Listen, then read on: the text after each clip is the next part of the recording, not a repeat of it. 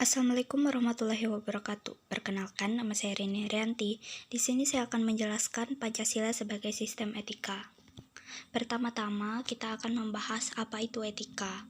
Istilah etika itu berasal dari bahasa Yunani kuno yang bentuk kata tunggalnya yaitu ethos, yang artinya tempat tinggal yang biasa, padang rumput, kandang, kebiasaan, adat, watak, perasaan, sikap, dan cara berpikir. Lalu, ada juga dalam bentuk jamaknya yaitu taeta, yang berarti adat kebiasaan. Jadi maksudnya secara etimologis, etika berarti ilmu tentang segala sesuatu yang biasa dilakukan atau ilmu tentang adat kebiasaan. Etika merupakan suatu pemikiran kritis dan mendasar tentang ajaran-ajaran dan pandangan-pandangan moral. Etika adalah ilmu yang membahas tentang bagaimana dan mengapa kita mengikuti suatu ajaran tertentu, atau bagaimana kita bersikap dan bertanggung jawab dengan berbagai ajaran moral. Dalam artian, etika berkaitan dengan kebiasaan hidup yang baik, tata cara hidup yang baik pada diri seseorang maupun diri masyarakat. Kebiasaan hidup yang baik ini dianut dan diwariskan dari satu generasi ke generasi lainnya.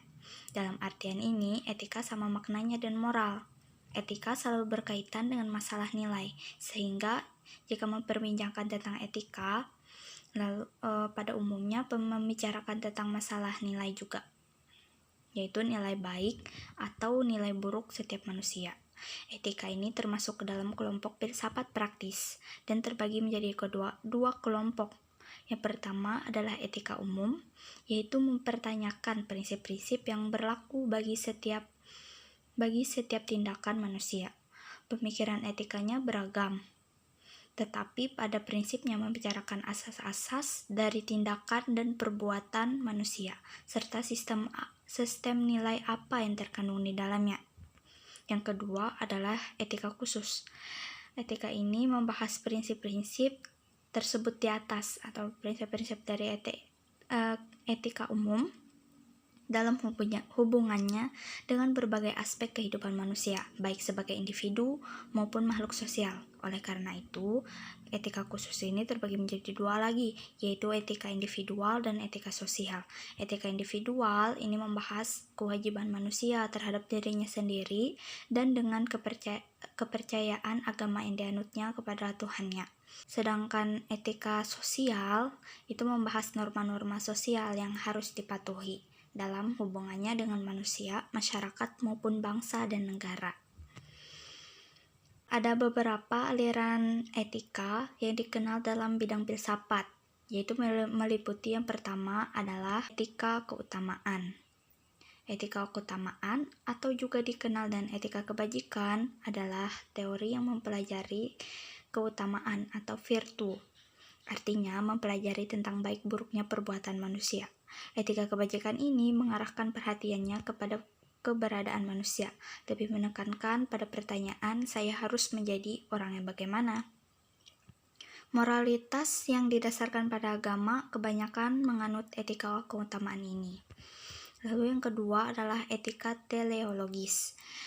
Etika teleologis ini adalah teori yang menyatakan bahwa hasil dari tindakan moral itu menentukan nilai tindakan atau kebenaran tindakan dan dilawankan dengan kewajiban. Seseorang yang mungkin berniat sangat baik atau mengikuti asas-asas moral yang tertinggi, akan tetapi hasil tindakan moral itu berbahaya atau jelek, maka tindakan tersebut dinilai secara moral sebagai tindakan yang tidak etis.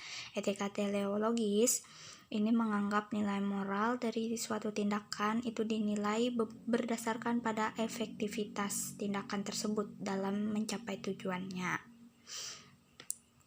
Lalu selanjutnya yang ketiga adalah etika deontologis. Etika deontologis adalah teori etis yang bersangkutan dengan kewajiban moral sebagai hal yang benar dan bukannya membicarakan tujuan atau akibat. Kewajiban moral berkaitan dengan kewajiban yang seharusnya, kebenaran moral atau kelayakan, atau juga kepatutan. Kewajiban moral mengandung kemestian untuk melakukan tindakan.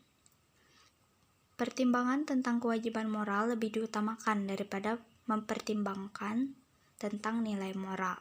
Konsep-konsep nilai moral yang baik dapat didefinisikan berdasarkan pada kewajiban moral atau kelayakan rasional yang tidak dapat diturunkan dalam artian tidak dapat dianalisis.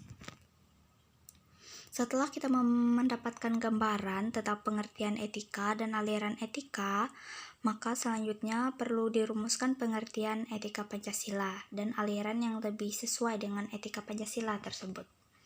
Nah, etika Pancasila adalah cabang filsafat yang dijabarkan dari sila-sila Pancasila untuk mengatur perilaku kehidupan bermasyarakat, berbangsa, maupun bernegara di Indonesia. Oleh karena itu, dalam etika Pancasila itu terkandung nilai-nilai Pancasila. Dari semua nilai-nilai Pancasila tersebut membentuk perilaku manusia Indonesia dalam semua aspek kehidupannya. Nah, yang pertama adalah sila ketuhanan. Sila ini mengandung dimensi moral berupa nilai spiritualitas yang mendekatkan diri manusia kepada Sang Pencipta dan ketaatan kepada nilai agama yang dianutnya. Lalu yang kedua adalah sila kemanusiaan. Sila ini mengandung dimensi humanus, artinya menjadikan manusia lebih manusiawi, yaitu upaya meningkatkan kualitas kemanusiaan dalam pergaulan antar sesama. Yang ketiga adalah sila persatuan, yaitu mengandung dimensi nilai solidaritas, rasa kebersamaan, dan juga cinta tanah air. Yang keempat adalah sila kerakyatan, yang mengandung dimensi nilai berupa sikap menghargai orang lain, mau mendengar pendapat orang lain, juga tidak memaksakan kehendak orang lain.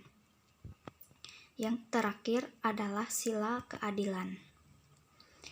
Sila ini mengandung dimensi nilai mau peduli atas nasib orang lain dan juga kesediaan membantu kesulitan orang lain. Selanjutnya, mengapa Pancasila sebagai sistem etika itu diperlukan dalam penyelenggaraan kehidupan berbangsa dan bernegara? Pancasila sebagai sistem etika diperlukan dalam kehidupan politik untuk mengatur sistem penyelenggaraan negara. Bayangkan saja apabila dalam penyelenggaraan kehidupan bernegara itu tidak ada sistem etika yang menjadi guidance atau tuntunan bagi para penyelenggara negara, niscaya negara akan hancur. Lalu ada beberapa alasan mengapa Pancasila sebagai sistem etika ini diperlukan dalam penyelenggaraan kehidupan berbangsa dan bernegara, yaitu meliputi yang pertama adalah korupsi akan merajalela karena para penyelenggara negara tidak memiliki rambu-rambu normatif dalam menjalankan tugasnya. Yang kedua, dekandensi moral yang melanda kehidupan masyarakat, terutama generasi muda, sehingga membahayakan kelangsungan hidup bernegara. Yang ketiga, pelanggaran hak-hak asasi manusia dalam kehidupan bernegara di Indonesia ditandai dengan melemahnya penghargaan seseorang terhadap hak pihak lain. Yang terakhir adalah kerusakan lingkungan yang berdampak terhadap berbagai aspek kehidupan manusia, seperti kesehatan dan lain sebagainya. Lalu, jelaskan Pancasila sebagai solusi persoalan bangsa dan negara dalam studi kasus korupsi.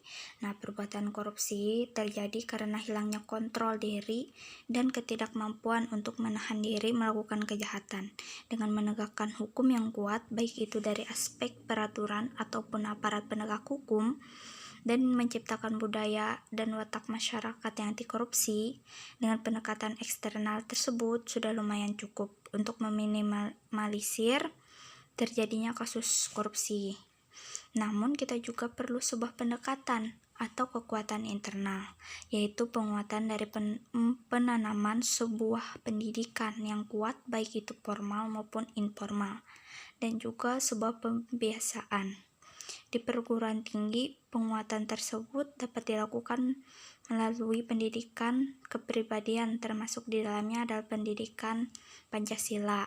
Nah, tidak heran jika saat kita berada di perguruan tinggi, itu kita bertemu dengan mata kuliah Pancasila. Nilai-nilai Pancasila apabila betul-betul dipahami, dihayati, dan juga diamalkan tentu mampu menurunkan angka korupsi. Penanaman satu sila saja, yaitu Contohnya pada ketuhanan yang Maha Esa. Apabila bangsa Indonesia menyadari jati dirinya sebagai makhluk Tuhan, tentu tidak akan mudah menjatuhkan martabat dirinya ke dalam kehinaan dengan melakukan korupsi. Dan begitu Pancasila bisa menjadi sebuah solusi untuk menyelesaikan persoalan bangsa dan negara. Sekian penjelasan dari saya. Kurang dan lebihnya saya mohon maaf. Wassalamualaikum warahmatullahi wabarakatuh.